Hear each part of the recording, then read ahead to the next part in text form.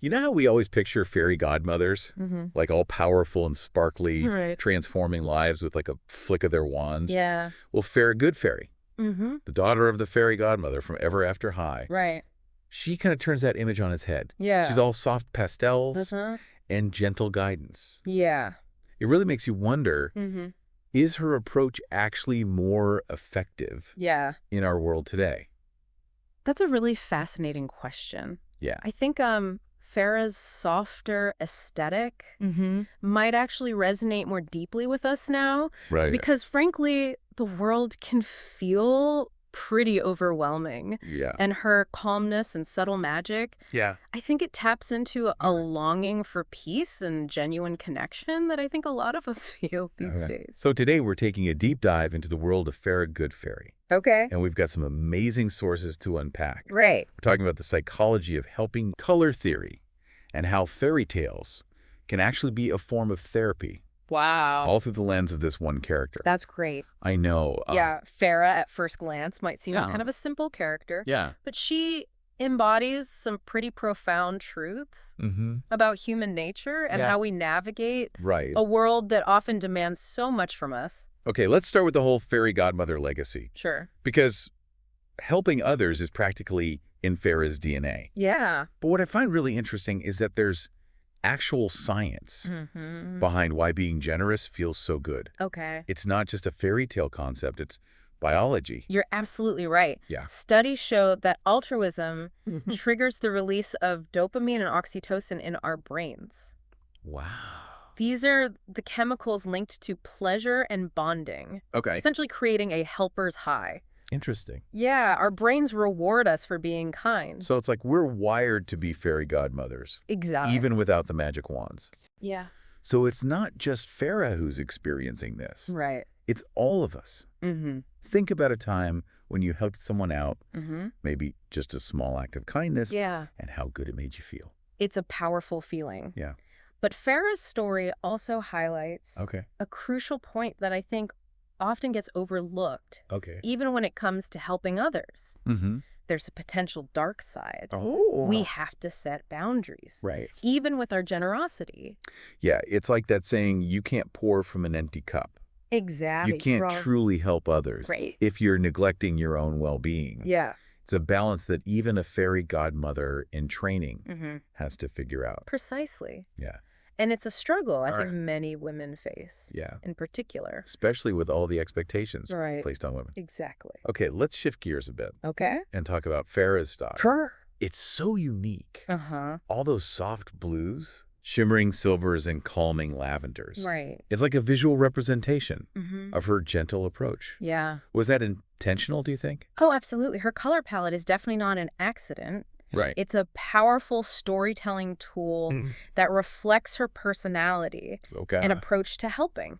So blue often evokes feelings of trust and calmness, Right. while silver symbolizes magic and intuition. Mhm.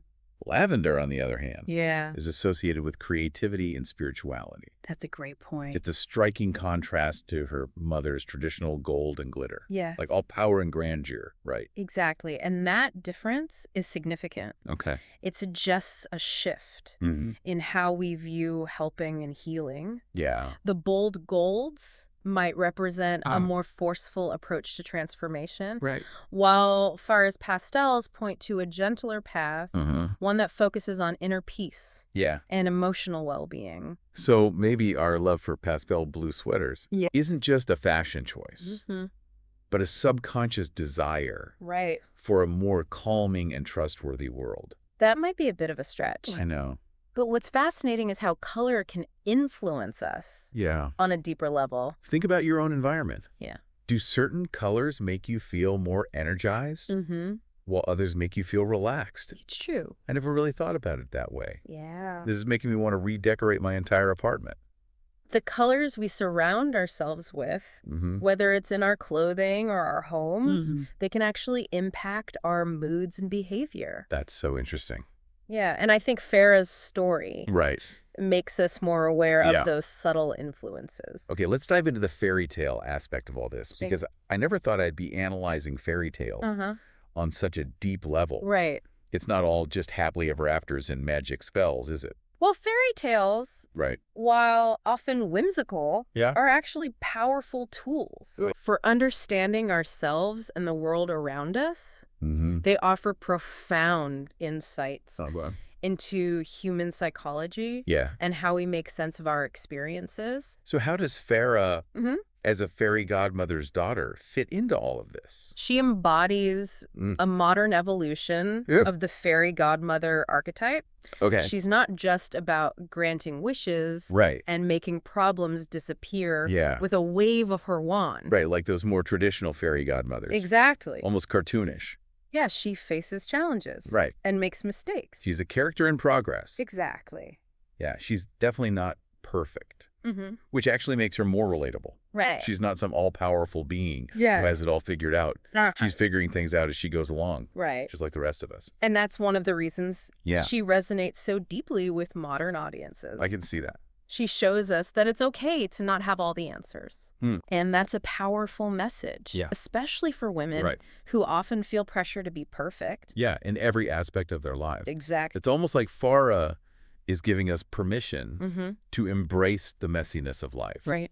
To acknowledge that it's a journey, not a destination. You hit the nail on the head. Yeah. Fairy tales, and Farrah's story in particular, provide a safe space Okay. for us to process complex emotions Yeah. and learn how to be more resilient Yeah. in the face of challenges. It's like they're a dress rehearsal for real life, Exactly. allowing us to confront our fears and explore different possibilities in a symbolic way. Right. It's making me rethink the whole concept Yeah. of fairy tale therapy. We often associate fairy tales with childhood, Right. but they can actually be incredibly insightful for adults as well. Absolutely. It's like they offer this hidden wisdom Yeah. that we can tap into at any age. Yeah. Fairy tales offer universal truths about human nature. Right. And those truths are relevant. Whether you're a child navigating the complexities of growing up or an adult grappling with the challenges of life. So what you're saying is that maybe we should all be reading more fairy tales. It certainly wouldn't hurt. I'm going to go to the library after this. But even just being aware of the underlying messages and archetypes present in these stories can be incredibly enriching. Okay, so we've talked about the psychology of helping, the significance of Farrah's color choices, and the deeper meaning behind fairy tales. But I think there's another layer to Farrah's story that we need to explore. Right. And it's a bit controversial. I think I know where you're going with this. Okay. It's the question of whether Farrah, as a fairy godmother's daughter, Right. is truly breaking the mold, or if she's simply conforming to a different set of expectations. Exactly. Yeah. She's challenging the traditional image of a fairy godmother, but she's still all about helping others. Is she really pursuing her own dreams? Right. Or is she just fulfilling a predetermined destiny? Yeah.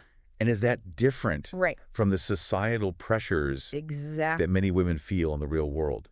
It's a question worth considering. Yeah. On the one hand, she is defying the classic fairy godmother image with her gentle approach Yeah. and focus on emotional well-being. Right. But on the other hand, Yeah. she's still operating within the framework of helping others achieve their dreams. Right. And that raises the question, Yeah. can women truly have it all? Can they be both selfless helpers Right.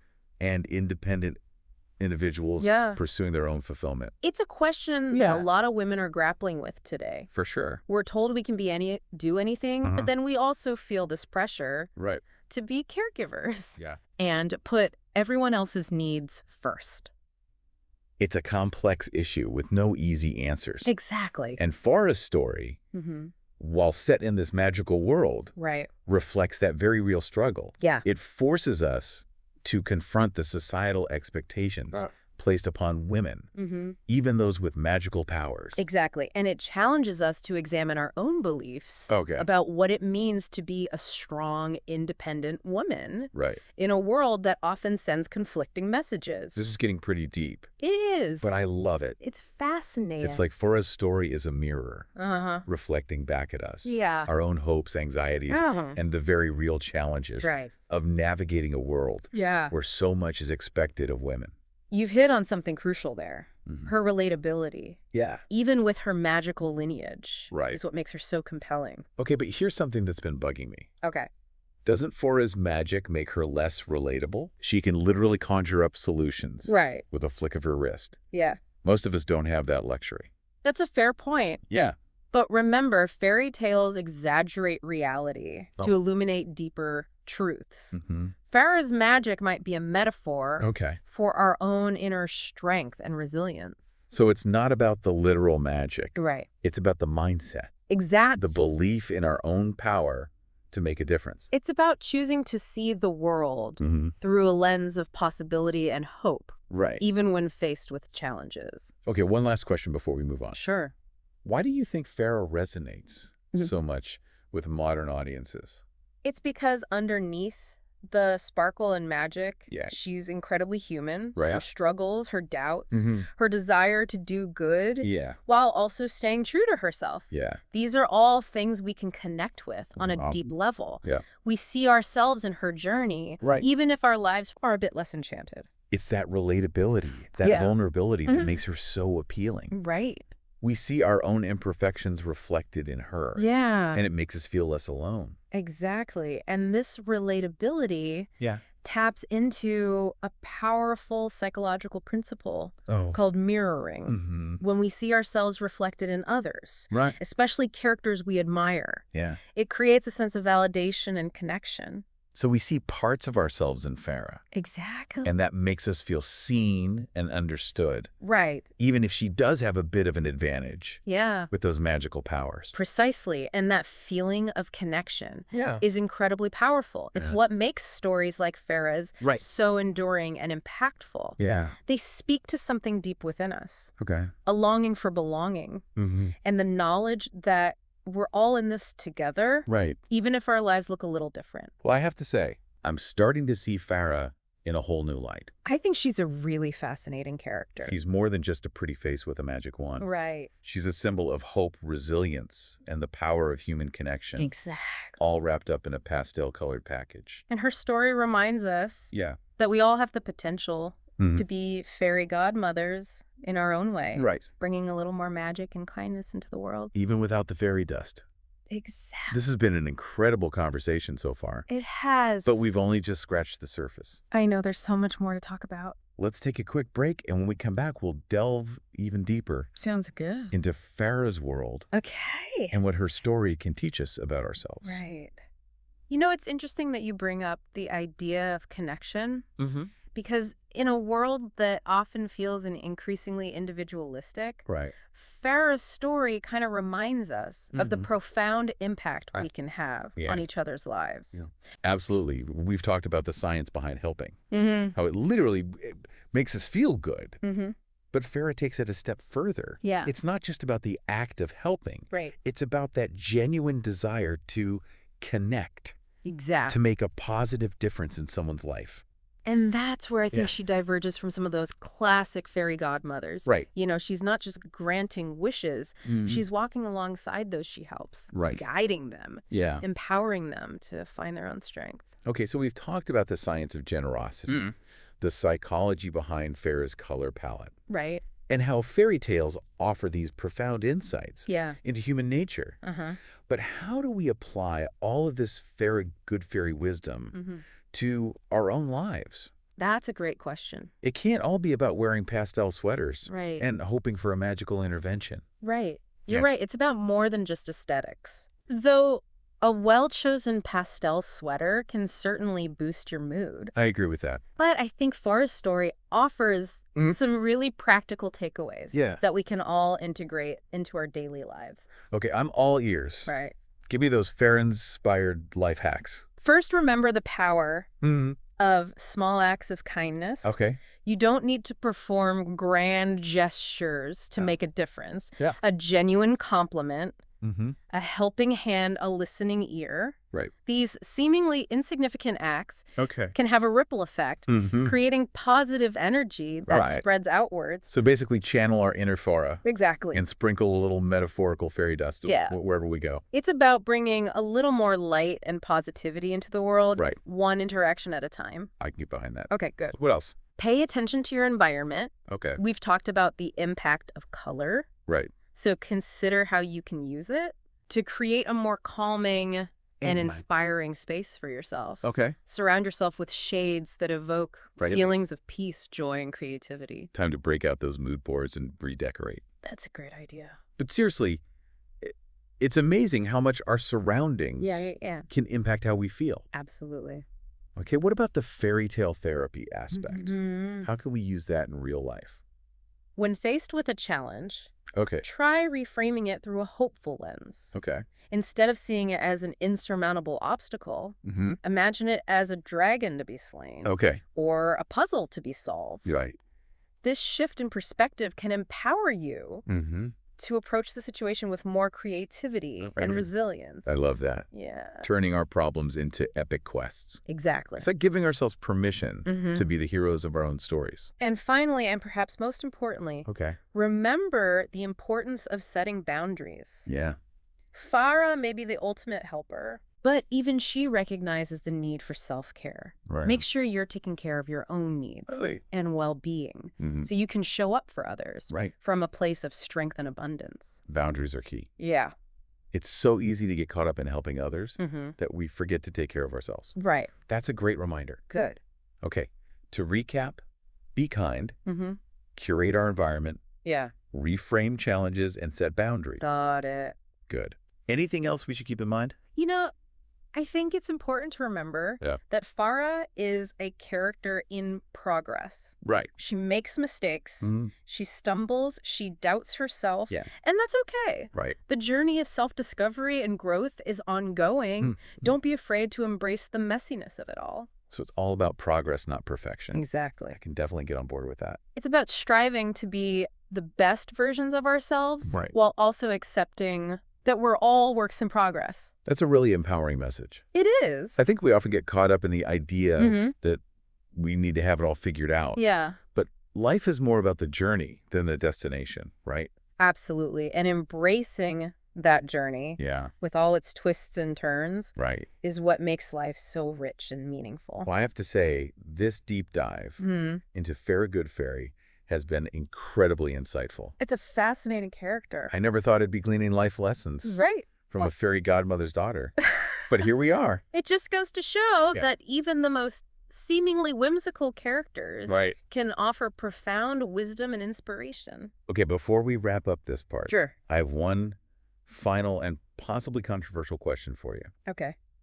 Farrah's story is all about helping others achieve their happily ever afters. But what about her own happiness? Right. Do you think she truly has it all? That's a very interesting question. Yeah. And one that I think sparks a lot of debate. Right. Some might argue that her magical abilities give her an unfair advantage. Yeah. Making her path to happiness easier than it is for us mere mortals. Like she can just poof away her problems with the flick of her wrist. But remember, fairy tales often use exaggeration to illuminate deeper truths. Yeah. Farrah's magic might be a metaphor for the inner strength and resilience we all possess. So her magic is more about mindset than actual supernatural ability. Precisely. It's about choosing to see the world through a lens of possibility and hope. Okay. And that's something we can all cultivate. Yeah. Regardless of our circumstances. Okay, I love that perspective. Good. So even though she's a fairy godmother's daughter with magical powers, Farrah's journey is ultimately about the same things we all strive for. Exactly. Connection, purpose, and a sense of fulfillment. And that's what makes her story so universally relatable and inspiring. I think one of the biggest takeaways from Farrah's story is that selflessness doesn't have to come at the expense of our own dreams. That's a really good point. It's about finding that balance, right? Absolutely. And that's a message. Yeah. That's incredibly relevant in today's world. Right. We're constantly bombarded with messages about achieving success and pursuing our passions. Right. But we also feel a pull towards making a difference. And contributing to something bigger than ourselves. It's like we're trying to juggle all these different roles and expectations.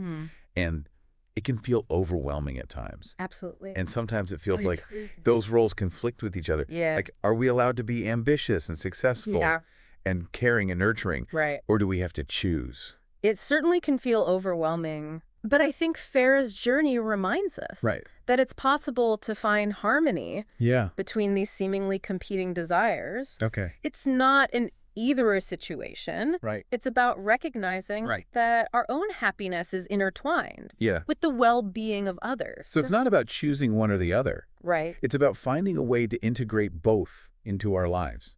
Precisely. And that might look different for each individual. Yeah. For some, it might mean dedicating their careers to helping others. Right. For others, it might be about incorporating small acts of kindness into their daily routines. Okay. The key is to find what feels authentic and fulfilling for you. I love that. Yeah. It's about finding our own unique way to make a positive impact on the world. And that impact doesn't have to be grand or sweeping. Right. It can be as simple as brightening someone's day with a smile or offering a helping hand to a neighbor in need. So what you're saying is that we don't need magic wands or fairy dust to make a difference. We can all be fairy godmothers in our own way, just by being kind, compassionate, and present in our interactions with others. That's a really empowering thought. It is, and I think that's one of the reasons Farrah's story resonates so deeply with so many people. It reminds us that we all have the potential to make a difference in the world, even without magical abilities. It's like she's showing us that the real magic lies in our own capacity for kindness, compassion, and connection. I couldn't agree more. Well, this conversation has definitely given me a lot to think about. Yeah, me too. It's amazing how much wisdom and insight we can glean from a character who, at first glance, might seem like just another fairy tale princess. Yeah. But there's so much more to Farrah than meets the eye, isn't there? There really is. She's a multi-layered character who challenges us to think differently about the world, about ourselves, and about the power we all possess to create positive change. I feel like we could talk about Farrah Goodfairy for hours. Me too. But we're just about out of time. Okay. Let's wrap up this episode. Sure. And leave our listeners with some final thoughts. All right. Okay, so let's bring this all back to our listeners. Okay. If someone is feeling inspired by Farrah's story and wants to tap into their own fairy godmother potential, what's the first step? Well, what's the real-world equivalent of waving a magic wand?